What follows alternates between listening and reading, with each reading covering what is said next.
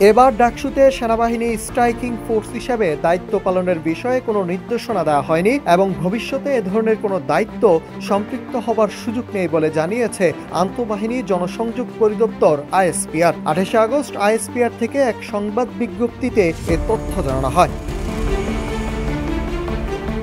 ISPR বিজ্ঞপ্তিতে জানায়, বিশ্ববিদ্যালয়সমূহের আসন্ন কেন্দ্রীয় ছাত্র সংসদ নির্বাচনে সেনাবাহিনী মোতায়েন প্রসঙ্গে সম্প্রতি বিভিন্ন গণমাধ্যম ও সামাজিক যোগাযোগ মাধ্যমে বিশ্ববিদ্যালয়সমূহে আসন্ন কেন্দ্রীয় ছাত্র সংসদ নির্বাচনকে কেন্দ্র করে বাংলাদেশ সেনাবাহিনী মোতায়েন সংক্রান্ত বিবিধ সংবাদ প্রচারিত হচ্ছে, যা সেনাবাহিনীর দৃষ্টিগোচর হয়েছে।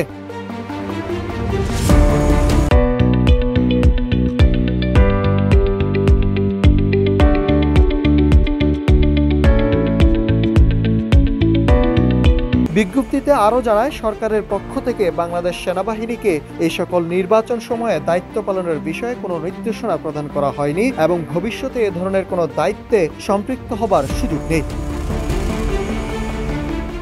বাংলাদেশ সেনাবাহিনী মনে করে বিদ্যমান আইন শৃঙ্খলা রক্ষাকারী বাহিনীর প্রত্যক্ষ সহযোগী এবং বিশ্ববিদ্যালয় প্রশাসনের সার্বিক তত্ত্বাবধানে আসন্ন কেন্দ্রীয় ছাত্র সংসদ নির্বাচন সমূহ একটি শান্তিপূর্ণ ও উৎসবমুখর পরিবেশে সম্পূর্ণ হবে। বাংলাদেশ সেনাবাহিনীর পক্ষ থেকে সকলের জন্য শুভকামনা রইল।